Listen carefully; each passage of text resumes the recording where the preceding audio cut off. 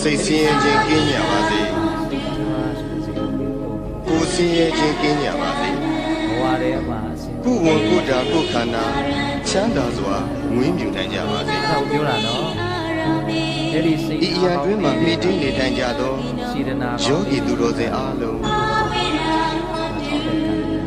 ဘေးရန်ကင်းစွာချမ်းသာကြပါစေ။ဒါတွေဟာဆိုပြီးစိတ်ဆင်းရဲခြင်းကင်းကြပါစေစေတနာကိုယ်ဆင်းရဲခြင်းကင်းကြပါစေကိုယ်ဝန်ကိုယ်တာကိုယ်ခန္ဓာချမ်းသာစွာမွေးမြူနိုင်ကြပါစေဒီအရာတွင်မှမိတင်းနေထိုင်ကြသောယဟန်တမဏီအားလုံးရှိခြင်းကျမယေရှုသူတော်စင်အမျိုးသားများခြင်းဘယ်လိုဆိုလဲသူတော်စင်အမျိုးသမီးအားလုံး